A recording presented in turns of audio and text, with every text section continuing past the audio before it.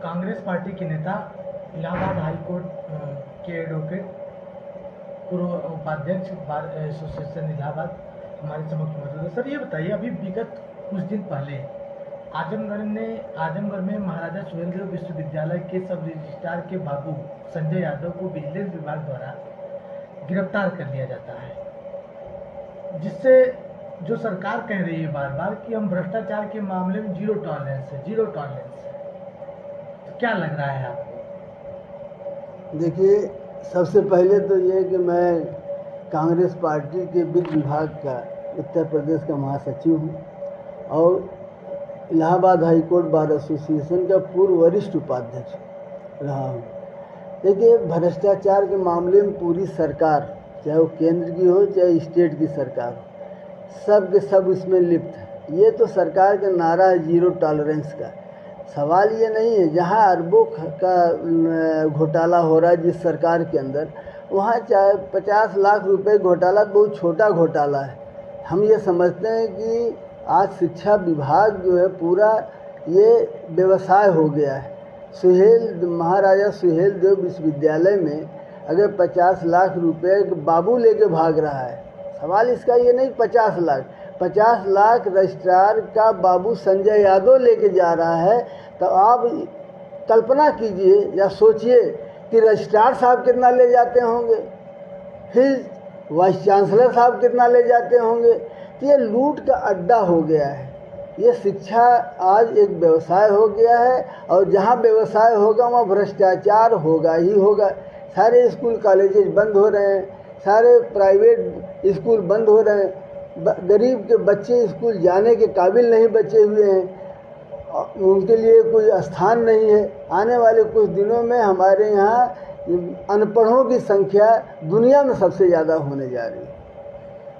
वहीं कुछ लोग कह रहे हैं कि इस यूनिवर्सिटी में जो है छात्र नेता का चुनाव बंद होने के कारण जो है इस प्रकार की घटनाएं हो रही हैं। क्या लग रहा है आपको? देखिए, निश्चित रूप से ये बात जो आप कह रहे हैं बिल्कुल सही है।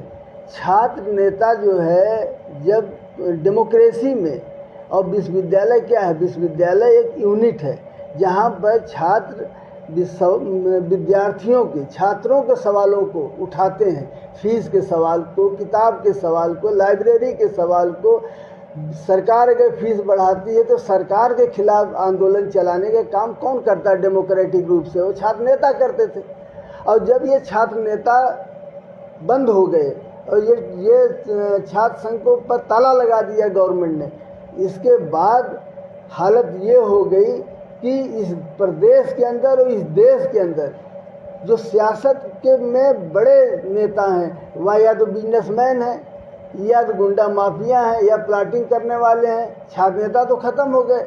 इस देश में चंद्रशेखर सिंह, चंद्रजीत यादव आजमगढ़ के, राम नरेश यादव, पूरे देश के अंदर आप उठा के देखिए तो बहुगुणा जी, जितने बड़े अतुल कुमार अंजान, जितने बड़े नेता पैदा हुए वह इन्हीं विश्वविद्यालयों से पैदा हुए और जिन्होंने इस देश को तो एक विकास का पथ दिखाया, एक विकास इस देश के एक मॉडल देने का काम किया। और डेमोक्रेसी से मजबूत होती थी। क्योंकि इन सरकारों को सबसे ज़्यादा दिक्कत लोकतंत्र से है, संविधान से है, इसलिए ताला बंद करा दो, स्कूल बंद करा दो, हमारे खिलाफ कोई सवाल नहीं करने पाए, हमसे कोई सवाल पूछने न पाए। छात्र संघ रहेगा तो सवाल करेगा, छात्रों के सवालों को लेकर लड़ेगा। जिस प्रकार से उत्तर प्रदेश के एक आईपीएस हैं अजय पाल शर्मा, उनकी बहुत ज़्यादा चर्चा हो रही है। पश्चिम बंगाल में जो उन्होंने किया उसको लेकर के तमाम विपक्षी पार्टियां उन पर हमलावर हैं। आप किस रूप में देखते हैं उसको? देखिए, ये सवाल बहुत अच्छा है आपका। अजय पाल शर्मा बड़े अनुभवी अधिकारी हैं उत्तर प्रदेश के, और उत्तर प्रदेश की सरकार ने अजय पाल शर्मा के अनुभव का पूरा लाभ उठाने के लिए, क्योंकि रामपुर में वो दिखा चुके हैं अपना, उन्होंने गली गली में पुलिस लगा दिया, वोट देने से उन्होंने रोका, अक़लियत के लोग वोटर तक पहुंच नहीं पाए, उनके कार्ड छीन लिए गए, उनको धमकी दिया गया तुम्हें जेल में बंद कर देंगे। और इस अनुभवी व्यक्ति को, आईपीएस को, उत्तर प्रदेश की सरकार ने बंगाल में इसलिए भेजा था कि वर्दी पहन करके भारतीय जनता पार्टी का वो ये काम करेगा। ये वहाँ का अनुभव वहाँ ले जाकर लागू करेगा, इसलिए उसको भेजा गया था। तो अनुभवी आदमी है वह एक तरीके से अनडेमोक्रेटिक है और लोकतंत्र में जो भी किसी को वोट देने से रोके वह निश्चित रूप से लोकतंत्र विरोधी है। आप इन सब मामलों में न्यायपालिका की भूमिका किस रूप में देखते हैं आप? देखिए, न्यायपालिका का सवाल एक गंभीर सवाल है और न्यायपालिका निश्चित रूप से अगर अपनी जिम्मेदारियों को पूरा करता इस देश के अंदर ऐसे वक्त में जहाँ पर डेमोक्रेसी खतरे में है, ऐसे समय पर जहाँ संविधान खतरे में है, ऐसे समय पर जहाँ पर तानाशाही चल रही हो, ऐसे समय पर अगर न्यायपालिका अपनी जिम्मेदारी को समझती और ये समझती कि जब लोकतंत्र भीड़ तंत्र की तरफ बदलने लगे, भीड़ तंत्र में तब्दील होने लगे, तो न्यायपालिका की जिम्मेदारी ज़्यादा बढ़ जाती है। न्यायपालिका के खिलाफ दिल्ली के पूर्व मुख्यमंत्री अरविंद केजरीवाल द्वारा जो है सत्याग्रह का रास्ता चुन लिया गया है। इसको आप न्यायपालिका के ऊपर हमला मान रहे हैं या सही मान रहे हैं? देखिए, न्यायपालिका के ऊपर ये हमला नहीं है और सही बात कहना न्यायपालिका के विरुद्ध भी जा रहा हो, संवैधानिक है और डेमोक्रेटिक बात है, तो न्यायपालिका के न सम्मान के खिलाफ ये बात है, ना तो न्यायपालिका के विरुद्ध कोई बात है। बल्कि केजरीवाल साहब ने ये पहले नेता इस देश के हैं जिन्होंने खुलेआम ये कहा कि हमको आप पर विश्वास नहीं है, आप निष्पक्ष न्याय नहीं कर सकती हैं। अगर किसी जज के ऊपर ये आरोप लग जाता है कि आप निष्पक्ष न्याय नहीं कर सकते हैं, तो उस जज को अपने को अलग कर लेना चाहिए। सीधी सी बात है, ख़त्म। न्यायपालिका की यही तो खूबसूरती है। अगर किसी ने उनके ऊपर उंगली उठा भी दिया तो न्यायपालिका फ़ौरन अपने को अलग कर लेती है, भाई अब हम इस केस को नहीं सुनेंगे, अब किसी और जज के यहाँ भेज दिया जाए। तो ये न्यायपालिका हिंदुस्तान में पहला ये नेता है, पहला एक्स चीफ मिनिस्टर है अरविंद केजरीवाल, जिसने ये सवाल किया। यहाँ तो लालू प्रसाद यादव, पूरी राजनीति खत्म हो गई, सब कुछ खत्म हो गया, लेकिन उनको हमेशा न्यायपालिका भरोसा ही रहा।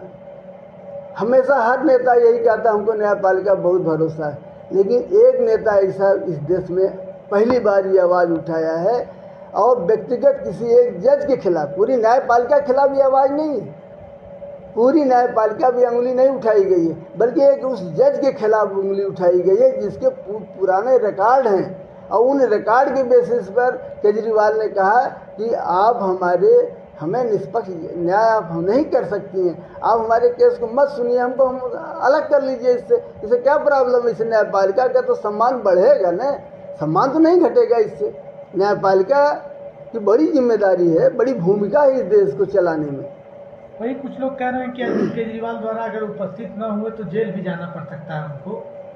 क्या ये सत्याग्रह का जो रास्ता चुना गया है अरविंद केजरीवाल के द्वारा, उसमें आप किस रूप में देखते हैं उसको? जो है देखिए, सत्याग्रह का रास्ता उन्होंने जो चुना है व्यक्तिगत उस जज के लिए चुना है और उस पर उन्होंने सारे जो आरोप लगाए हैं वो आरोप ऑन रिकॉर्ड है। इसको हमारी जो उच्चतम न्यायालय है उसमें उसे हस्तक्षेप करना चाहिए और ये डायरेक्ट करना चाहिए चीफ जस्टिस से या जो भी वहाँ चीफ वो है उससे रोस्टर में इनको हटा के दूसरे जज को वहाँ भेज दें। किसी बात को इतना बढ़ाने से न्यायपालिका की छवि धूमिल होगी। इसलिए ये लोकतंत्र है, तानाशाही नहीं है। लोकतंत्र में ये हमेशा जनता का सवाल भारी होता है, संविधान की अहमियत ज़्यादा होती है और संविधान से ही लोकतंत्र से ही ये न्यायपालिका चल रहा है, उससे अलग नहीं। आप कांग्रेस पार्टी के नेता हैं और आम आदमी पार्टी की नेता की तारीफ कर रहे हैं, क्या लग रहा है? देखिए, मैं आम आदमी पार्टी की न तारीफ कर रहा हूँ न केजरीवाल की तारीफ कर रहा हूँ, लेकिन ये बात हमारे जननायक माननीय राहुल गांधी जी ने जब मोहब्बत नफ़रत के बाज़ार में मोहब्बत की दुकान खोलने का ऐलान किया और 4000 किलोमीटर पैदल वो चले, तो उन्होंने भी किया। आज न्यायपालिका उनके हमेशा इन बातों में रख, न्यायपालिका भी आज डरी हुई है, न्यायपालिका भय में काम कर रही है। और उसका एक ज्वलंत उदाहरण मैं आपको दे दूं, जस्टिस यशवंत वर्मा का, इलाहाबाद हाई कोर्ट में जज थे, उनके वो दिल्ली गए, वहाँ पर सीनियर जज थे, उनके सर्वेंट क्वार्टर में रुपया आ गया। रुपया कोई बता रहा 15 करोड़ है, कोई बता रहा 5 करोड़ है, कोई बता रहा 50 करोड़ है। सवाल ये पैदा होता है उसकी जांच किसने किया, कितने रुपए थे कितने रुपए नहीं थे। ये सारे जजों के, हिंदुस्तान के सभी जजों को ये डरवाने का एक माध्यम बना कि देख लो हमारे हिसाब से चलना पड़ेगा, अगर नहीं चलोगे तो वही हश्र होगा जो यशवंत वर्मा का हुआ है। तो ये भय पैदा किया जा रहा है। और अगर आम जनता व अधिवक्ता इसके लिए नहीं खड़ा होगा तो न्यायपालिका निश्चित रूप से कमज़ोर होगी। और हमारी आपकी जिम्मेदारी है कि हम न्यायपालिका को बचाएं, क्योंकि ये गरीब आवाम की आखिरी उम्मीद है न्यायपालिका, इसलिए न्यायपालिका को बचाना जरूरी है। और सही बात को कहना, सही कमेंट को करना कभी ये कंटेम्प्ट की श्रेणी में नहीं आता, अवमानना की श्रेणी में ये नहीं आता है। कोई किसी को अपशब्द आप नहीं कह सकते, डेमोक्रेटिक शब्दों में आप ये बात कह सकते हैं।